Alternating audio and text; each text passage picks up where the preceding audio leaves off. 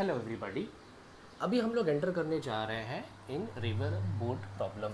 इसकी शुरुआत हम लोग बेसिक केस से लेने वाले हैं जो कि 1D से भी हो जाता है and then slowly we will enter into 2D case of river boat problem. इसमें नॉमेनक्लेचर काफ़ी काम का है, देखते हैं धीरे धीरे।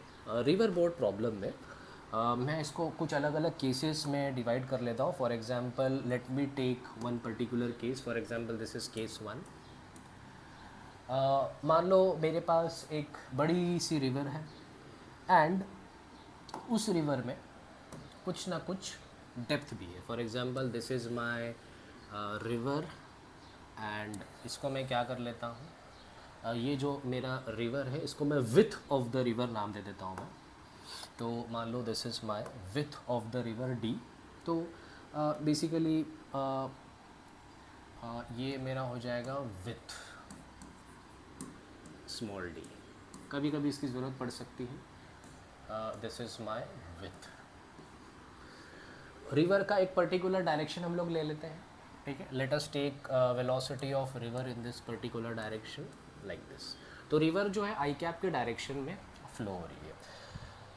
इसमें हम लोग एक स्विमर ले लेते हैं, एक पर्सन ले लेते हैं जो स्विम करना चाहता है। हो सकता है पर्सन खुद स्विम करे या फिर ये भी हो सकता है कि पर्सन एक बोट के हेल्प से क्रॉस करने की कोशिश करे या नदी के साथ चलने की कोशिश करे या नदी के अगेंस्ट चलने की कोशिश करे। For example the person wants to swim in the direction of river flow. मतलब मेरा जो पर्सन है वो इस तरफ फ्लो होना चाहता है। किस तरफ? जिस डायरेक्शन में मेरा रिवर है। मैं यहाँ पर क्लैरिफाई कर देता हूँ व्हाट इज़ माय वी। यहाँ पर जो मेरा वी है, what is my V R bar, what is my V bar, ठीक है। मैं क्लैरिटी के साथ लिख देता हूँ यहाँ पर मेरा वी आर बार क्या है। V R bar is nothing but velocity of river, ठीक है।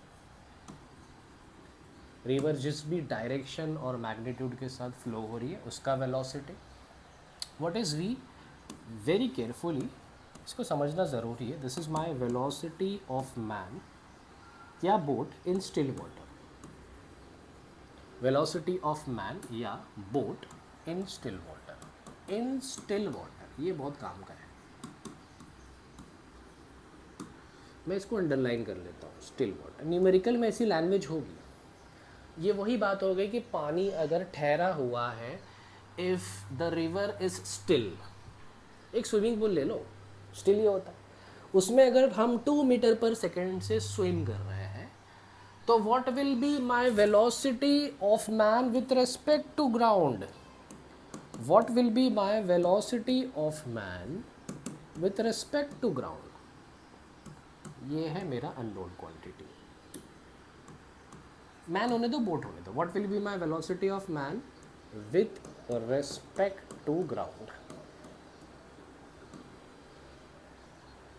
पानी ठहरा हुआ है, एक स्विमिंग पूल है, मैं उस पर 2 मीटर पर सेकेंड से खुद स्विम कर रहा हूँ। ग्राउंड रेस्ट पर होता है, मैं खुद 2 मीटर पर सेकेंड से स्विम कर रहा हूँ। तो ग्राउंड को क्या लगेगा? ग्राउंड हमेशा रेस्ट पर होता है। ग्राउंड को लगेगा कि you are swimming at 2 metre per second. Simple है। What will be the velocity of man with respect to ground? 2 metre per second. क्योंकि तुम स्विम भी किससे कर रहे थे? 2 मीटर पर सेकेंड। ऐसा क्यों हुआ? क्योंकि your water was at rest. यहाँ ऐसा नहीं है, रिवर की खुद की भी एक स्पीड है। The river is flowing in a particular direction at a particular speed. इसका मतलब होता है अगर पर्सन 2 मीटर पर सेकेंड से स्विम कर रहा है एंड रिवर खुद 4 मीटर पर सेकेंड से चल रही है, तो what will be my velocity of man with respect to ground? Ground ठहरा हुआ है, पर्सन 2 मीटर पर सेकेंड से स्विम कर रहा है, नदी 4 मीटर पर सेकेंड से आगे बढ़ रही है। ग्राउंड को क्या लगेगा? 2 + 4। Yes, vector addition. क्या यूज़ किया हम लोग ने यहाँ पर? Vector addition. जैसे कि मैंने कई बार कहा है, इस पूरे टॉपिक को समझने के लिए हमारा सिर्फ वेक्टर्स बहुत ज़्यादा स्ट्रॉन्ग होना चाहिए अलॉन्ग विद काइनेमेटिक इक्वेशन जो कि हमको आता है। क्या मैं बोल सकता हूँ what will be my velocity of man with respect to ground, person भी इधर स्विम कर रहा है, रिवर भी उसी डायरेक्शन में स्विम कर रहा है या ट्रैवल कर रहा है, कहना से it is nothing but V R bar plus V bar या V bar plus V R. Vector addition है, हमको वेक्टर एडिशन करना बड़ा आसान लगता है, बहुत बार 50 बार हम लोगों ने किया है।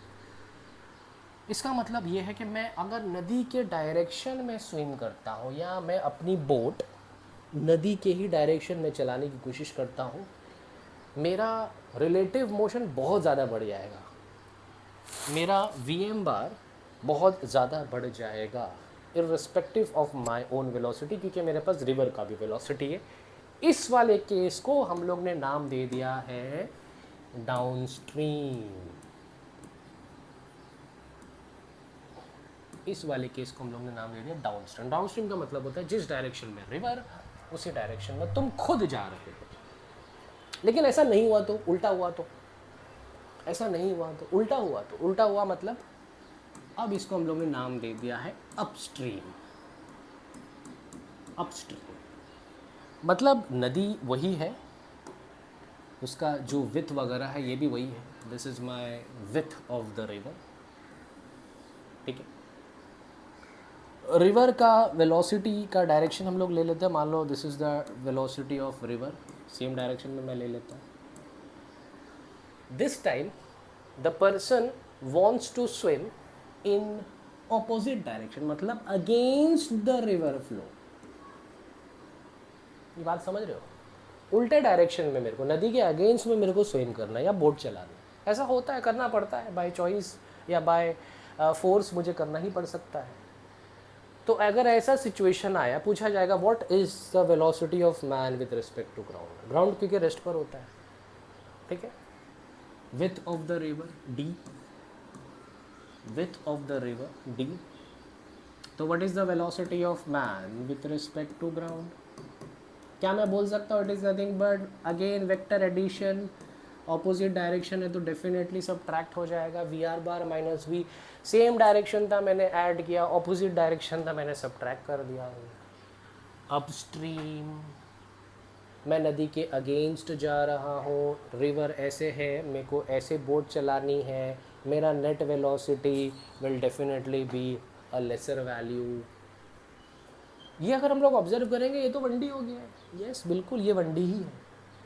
इसको हम लोग ने 1D की टॉपिक में नहीं सीखा था, क्योंकि इसमें 1D 2D दोनों मिला के हम लोग ये टॉपिक अलग से सीखे, ज़रा अच्छा फील आ जाता है।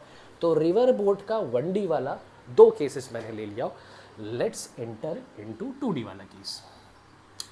तो इसमें भी अगर मैं बात करूँ, मैं इसको केस 3 नाम दे देता हूँ। वही मेरा विथ ऑफ द रिवर है एंड इस बार मुझे ना नदी के सेम डायरेक्शन में जाना है, ना रिवर के ऑपोजिट डायरेक्शन में जाना है। मुझे क्या करना है फिर? तो let's take this again with of the river D, ठीक है। My velocity of river flow. अब मुझे क्या करना है? नदी को क्रॉस करना है। क्रॉस करने के भी हमारे पास कुछ ऑप्शंस हैं। मान लो I am situated at this point A. अब इस पॉइंट ए पर थोड़ा सा मैं इसको कुछ, हाँ ठीक है। एट दिस पॉइंट ए मैंने क्या किया, पहुंचना है मुझे बी पर, पहुंचना है मुझे बी पर।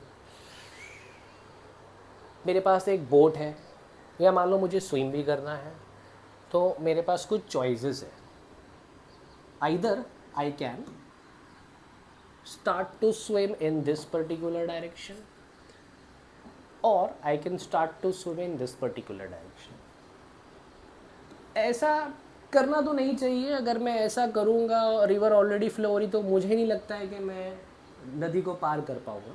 फिर भी चलो तुम लोग को समझाने के लिए मैंने लिख दिया। For example I have 3 different choices. मैं अपनी बोट को इस तरफ लेके जाऊँ, क्या मैं पॉइंट बी पे पहुँचूँगा? बिल्कुल नहीं। मैं अपने बोट को इस तरफ फेस करके लेके जाऊँ, नदी मुझे ड्रिफ्ट कर डालेगी इस तरफ खिसका कि मैं कहीं और पहुंच जाऊंगा, क्या मैं इसको चूज़ करूँ? बिल्कुल नहीं, मैं चूज़ करूंगा ऑप्शन नंबर 1। कैसे? कैसे? तो ऑप्शन नंबर 1 की खास बात ये है कि if I start to swim in this particular direction and मेरा रिवर मुझे ऑलरेडी एक सर्टन डायरेक्शन में ड्रिफ्ट कर रहा है। किस डायरेक्शन में? इधर। मैं फाइनली पहुंचूंगा किधर फिर? What will be my resultant vector? Triangle law मुझे क्या बताता है? ट्राइंगल लॉ मुझे क्या बताता है? If two vectors represent any two sides of a triangle taken in order, this is in order. If any two vectors represent adjacent sides of a triangle taken in order, then their third side will give my resultant vector, which will be directed from starting point of the first vector to the ending point of the second vector. ये मेरा resultant vector है। इसका मतलब person ने कहाँ से swim करना start किया? This is the velocity of person या बोट। यहाँ पर उसने स्विम करना स्टार्ट किया। Velocity of person in still water, जो कि हम लोग ने लास्ट लेक्चर में देखा था। मैं वापस लिख लेता हूँ यहाँ पर, where what is this V R bar? Velocity of river.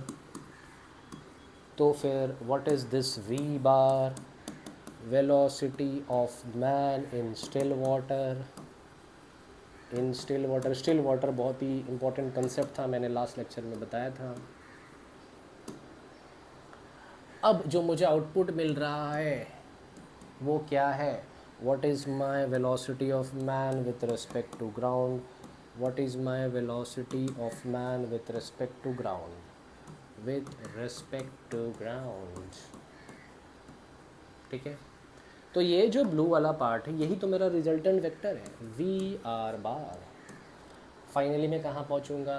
B की तरफ। बी की तरफ velocity of man with respect to ground. Triangle law बहुत ही प्यार से यहाँ पे ऑलरेडी लगा हुआ है, मैं बस ट्राइंगल लॉ को लिखने जा रहा हूँ फ्रॉम द फिगर। देयरफॉर क्या मैं बोल सकता हूँ what is V bar plus V R bar? Sorry, ये मेरा वी एम बार है, ये मेरा वी एम बार है। What is V M bar as per triangle law? V bar plus V R bar, correct. ये हो गया मेरा वेक्टर फॉर्म। मेरे को V M bar scalar form में चाहिए, मैं क्या करूँ? ठीक है, कुछ बच्चे क्या करते हैं, अरे वेक्टर है स्केलर में ही तो लिखना है, लगा दो अंडर रूट, लगा दो अंडर रूट। अरे भाई साहब ये गलत है। क्यों गलत है? ये रिजल्टेंट का रिलेशन हम लोग कब लगा सकते हैं? When the vectors are perpendicular to each other. क्या ये दोनों वेक्टर्स आपस में परपेंडिकुलर थे? क्या ये वी और वी आर बार परपेंडिकुलर है? बिल्कुल नहीं, ये गलत है, ये गलत है, ये कहानी बिल्कुल गलत है। तो ये मैं ऐसे नहीं लिख सकता हूँ, बिल्कुल नहीं। हाँ, मैं थोड़ा सा एडजस्ट ज़रूर कर सकता हूँ, जैसे कि भले वी और वी आर बार परपेंडिकुलर नहीं है, लेकिन वी आर और वी एम तो परपेंडिकुलर है। वी आर और वी एम तो परपेंडिकुलर है, मतलब मैं ऐसा भी तो लिख सकता हूँ, what is V bar? V M bar minus V R bar. By the way ये वेक्टर का रिलेशन ऑलरेडी बना हुआ है, मैं भी स्केलर में मेहनत कर रहा हूँ। ये वेक्टर का, इसको चाहो तो याद रख सकते हो, इसको चाहो तो याद रख सकते हो। अब मैं स्केलर की बात कर रहा हूँ। स्केलर के लिए मैंने थोड़ा सा शफलिंग कर दिया। शफलिंग करने का फ़ायदा ये हो गया अब ये वी एम और ये वी आर ये आपस में परपेंडिकुलर है, मतलब मैं लिख सकता हूँ scalar form. Can I say what is V under root of V M square plus V R square. अब मेरा स्केलर फॉर्म मुझे तैयार मिल गया है। तो this is my equation 2 that needs to be remembered अगर हमें टाइम सेव करना है तो। यस, मेरे को स्केलर फॉर्म भी मिल गया। एक आखिरी चीज़ पूछा जाता है, at which angle the person should start to swim with vertical. देखो पर्सन हमेशा वर्टिकल के साथ ही स्विम करना स्टार्ट करेगा। कभी कभी न्यूमेरिकल के ऑप्शंस में ये जो एंगल होता है with respect to river flow होता है, वो एक बहुत छोटी चीज़ है। अगर हमको ये एंगल मिल गया और रिवर फ्लो कैसे जा रहा है, ऐसे, मतलब 90 के साथ ऐड ही तो करना है, तो जो भी हमारा फाइनल आंसर होगा हम लोग उसको 90 के साथ ऐड कर लेंगे अगर ऑप्शन में वैसा दिया है तो।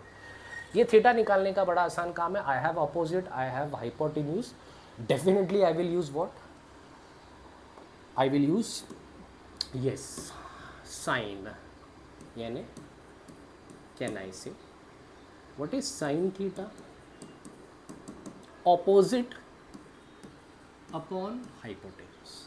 तो at which angle the person should start to swim, sine inverse of VR by V. Again this can be easily remembered if possible, otherwise ये केस अगर हमको याद है हम लोग एग्जामिनेशन में इजीली 2-2.5 मिनट में डिराइव करके आंसर तभी भी निकाल सकते हैं। एक और चीज़ पूछा जाता है कि A से लेके B तक नदी को क्रॉस करने के लिए कितना समय लगा, ठीक है। Time taken by the man to cross the river, time taken by the man to cross the river. Now, what is the time taken by the man to cross the river?